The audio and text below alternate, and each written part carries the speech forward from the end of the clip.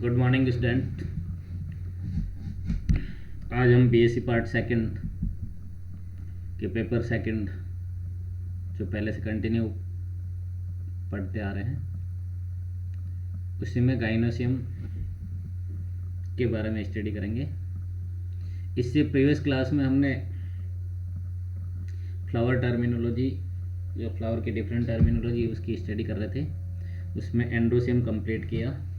तो एक बार एंड्रोसियम को थोड़ा सा समराइज करते हुए वापस अगर हम देखें तो एंड्रोसियम मेल रिप्रोडक्टिव पार्ट होता है, वाल होती है, एक चक्कर के रूप में होता है, स्टेमन्स, इसको पुंकेसर या पुंकेसरी चक्कर कहा जाता है, और जिस लीफ पे लगता है उसको माइक्रोफिलस कहा जाता है। स्टेमन्स दो तरह के होते हैं, free stamens and fuse stamens. Free स्टेमन को पॉलीएंड्रस कहा जाता है और फ्यूज को कोएसेंस कहा जाता है। इसी तरह से स्टेमन्स की हम बात करें तो स्टेमन्स में दो पार्ट होते हैं, एक तो फिलामेंट होता है, दूसरा एंथर होगा। फिलामेंट वह तंतु है जिस पे ये एंथर लगे रहते हैं, ये फिलामेंट है और ये एंथर है। Stock of stamens with anther is called tip. Means स्टेमन की जो बेस या स्टॉक होता है उसको एंथर कहा जाता है, ये फिलामेंट कहा जाता है। इफ फिलामेंट फ्यूज, फिलामेंट आपस में फ्यूज होते हैं and anthers are free, it is called adelphy, है ना। और मोनोएडेल्फस, मोनोएडेल्फस मीन्स एक संगी पुंकेसर, जैसे गुड़ल में होता है, सारे पुंकेसर का ये फिलामेंट आपस में फ्यूज हो जाता है और एक संग या एक सभी आपस में फ्यूज होकर के एक पोलन ट्यूब का निर्माण करते हैं, उसको मोनोएडेल्फस कंडीशन कहते हैं। इसी तरह से डाईएडेल्फस कंडीशन द्विसंगी, जैसे मटर में होता है, मटर में दो ग्रुप, एक अलग एंथर रहता है, बाकी रिमेनिंग आपस में उनकी फिलामेंट फ्यूज रहता है। और पॉलीएडेल्फस कंडीशन सिट्रस या नींबू में होती है, अभी आपको हम इसमें दिखाएंगे, है ना। If anther is fuse and filament is remaining free, this condition हो सिनगेमी, इसको सिनगेमी कहते हैं, जो सनफ्लावर में होती है। मीन्स एंथर आपस में फ्यूज रहते हैं और फिलामेंट फ्री रहते हैं, this condition is called syngamy. इसी तरह से upper swollen fertile part of stamen is called anther, है ना। ये अपर पार्ट जो ऊपरी भाग होता है उसको एंथर कहते हैं, नीचे वाला फिलामेंट कहलाता है।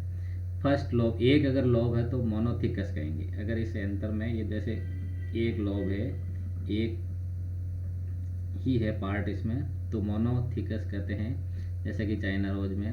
अगर दो है तो डाइथिकस कहा जाता है। Each lobe having two chamber, में प्रत्येक लोब में दो चैम्बर होते हैं। तो इस तरह से अगर अपने एंथर का टीएस कट करते हैं तो उसमें 4 चैम्बर दिखते हैं, है ना। इन्हीं चैम्बर्स को लोक्यूल्स कहते हैं। इन चैम्बर्स में परागकणों का निर्माण होता है और ये परागकण निषेचन के समय डिस्पर्स होकर के डिफरेंट एजेंसीज के थ्रू स्टाइल तक पहुंचते हैं। इसको, इन परागकणों को ही, जिनमें इनका निर्माण होता है परागकणों का, उन दानियों को माइक्रोस्पोरेंजिया कहते हैं, जिनमें माइक्रोस्पोर्स या परागकणों का निर्माण होता है ना।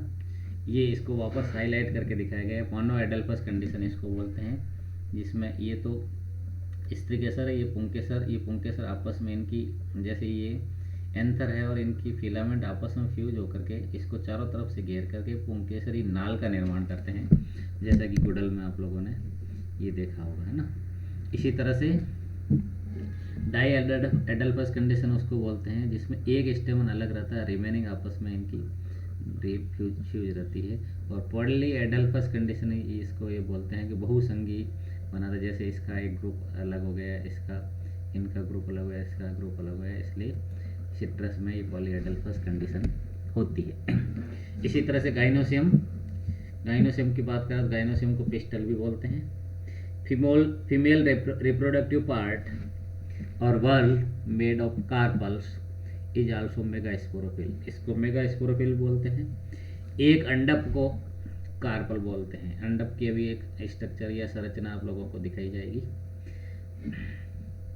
मोनोकार्पलरी, जिसमें एक कार्पल होता है, एक अंडप होता है। अंडप की संरचना इसमें अभी ये देखिए, ये इसको एक कार्पल बोले, एक अंडप बोलेंगे। एक अंडप या कार्पल में निम्नानुसार संरचना होती है। फर्स्ट स्टिग्मा, देन स्टाइल और ओव्यूल, है ना। इसको एक कार्पल बोलेंगे। क्लियर। तो अगर एक कार्पल किसी उसमें उपस्थित है तो उसको मोनोकार्पलरी कहते हैं। दो कार्पल जिसमें उपस्थित हो जिसको डाई कार्पलरी कहते हैं। तीन कार्पल जिनमें उपस्थित होता हो उनको ट्राई कार्पलरी। चार होता है तो टेट्राकार्पलरी। पांच होता है तो पेंटाकार्पलरी। ओके। मोनोकार्पलरी मटर में होता है, पाइसम सटाया में होता है। बाई कार्पलरी धतूरा स्ट्रोमोनियम में, ये सोलनेसी का करेक्टरिस्टिक फिगर है। ट्राई कार्पलरी कुकुरबिट में, कुकुरबिटेसी फैमिली का, कद्दू फैमिली का लाक्षणिक लक्षण है। पेंटाकार्पलरी हिबिस्कस में होता है ना। अगर कार्पल आपस में फ्यूज हो तो सिनकार्पस ओवरी कहलाती है, और अगर फ्री हो तो एपोकार्पस कहलाती है ना। जैसे सिनकार्पस का ये आपस में फ्यूज होते हैं ना। तो ये सिंगल कार्पल या अंडप कहलाता है। ऐसे अगर पांच उपस्थित हो पेंटाकार्पलरी, ऐसे दो उपस्थित हो तो डाइकार्पलरी, तीन हो तो ट्राइकार्पलरी, चार हो तो इस तरह से। चारों में अगर फ्री हो तो सिनकार्पस, और फ्यूज हो तो एपोकार्पस कहलाता है। क्लियर। कार्पल्स की स्ट्रक्चर की संरचना की बात करें, इस पे भी टिप्पणी आती है, इसको अच्छे से कीजिएगा आप लोग। कार्पल्स में ऊपरी भाग स्टिग्मा होता है जिसपे फैला हुआ पार्ट रहता है, और परागकण आकर के इसी पे चिपकते हैं और इसी पे पोलन पिस्टल रिएक्शन होती है ना। अगर उसी स्पीसीज का पोलन है तो वहाँ जर्मिनेट हो जाएगा।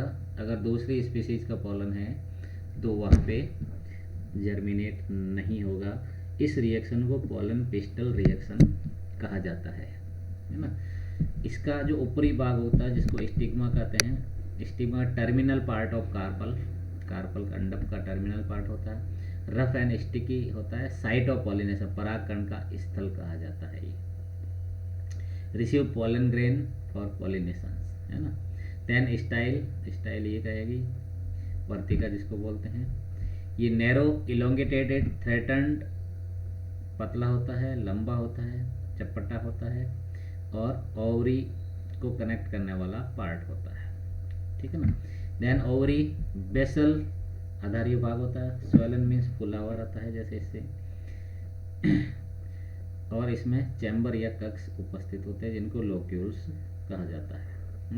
लोक्यूल्स के बेस पे यूनिलोक्यूलर जिसमें एक ही चैम्बर होता है। बाइलोक्यूलर जिसमें यूनिलोक्यूलर मटर में होता है। बाइलोक्यूलर मीन्स इसमें दो चैम्बर होते हैं, मस्टर्ड में होता है, ब्रेसिका कंपेस्टेरिस में होता है। ट्राइलोक्यूलर जिसमें तीन पार्ट होते हैं, लिलिसी फैमिली के मेंबर्स में होता है, एस्पेरेगस में होता है। टेट्रालोक्यूलर तुलसीम, ओसियम, सेंटम, एंड पेंटालोक्यूलर हिबिस्कस रोजा sinensis. Each locules contain ovule, प्रत्येक लोक्यूल में ओव्यूल होते हैं। ऑन फर्टिलाइजेशन के बाद में ये प्लेसेंटा में कन्वर्ट हो जाते हैं। तो यूनिलोक्यूलर, बाइलोक्यूलर, ट्राइलोक्यूलर एंड पेंटालोक्यूलर। क्लियर। अब प्लेसेंटेशन की बात करते हैं। तो प्लेसेंटेशन में सबसे पहले जैसे marginal placentation, ovule are borne at the fused margin. Unilocular ovary पाई जाती है मटर में, और ये इस किनारे पर ओव्यूल होते हैं, है ना, और यहीं पे फल बनता है जैसे कि मटर की फली आप लोग देखते हो। एक्जाइल मीन्स अक्षीय। तो इनके जैसे ये ट्राइलोक्यूलर है, इनके अक्ष पर प्लेसेंटा लगे रहते हैं, ये ओव्यूल लगे रहते हैं। Ovule are produce on the central axis, केंद्रीय अक्ष पर लगे रहते हैं। मल्टीलोक्यूलर ओवरी होती है, चाइना रोज में, है ना। ट्राइमेरस भी हो सकती है, पेंटामेरस भी हो सकती है। देन पैराइटल परिधि, यही जो अक्ष में लगे रहते हैं ये परिधि की तरफ आ जाते हैं, तो इनको पैराइटल या परिधीय बोलते हैं। कुकुम्बर खीरा में होता है ना। अगर इनमें ये जो परिधि है ये केंद्र में लगे रहते हैं और बीच में वो चैम्बर नहीं होते हैं तो उनको फ्री सेंटर बोलते हैं। जैसे ovule are borne on the central axis and septa are absent, है ना। इसी तरह से बेसल सिंगल ओवल होगा, is borne at the base of unilocular ovary और सनफ्लावर, मीन्स एक ही लोक्यूल होता है ओवरी में और वो भी आधार पे रहता है, इसलिए इसको बेसल बोलते हैं। तो मार्जिनल हो गया, बेसल हो गया, दोनों में डिफरेंस है। जो अक्ष में लग रखते हैं उनको एक्साइल कहते हैं, परिधि की तरफ लग रहे हैं उनको पैराइटल बोलते हैं, और फ्री सेंट्रल मीन सेंट्रल में तो होते हैं दोनों में, पर सेप्टा में डिफरेंस होता है, दैट इज फ्री सेंट्रल। तो ये मेन थिंग्स है जिनको एग्जाम्पल के साथ याद रखना है, इन पे प्रश्न आते हैं। कल या नेक्स्ट क्लास में अपन इन्फ्लोरेसेंस के बारे में बात करेंगे। आज के लिए इतना ही। Thanks to all.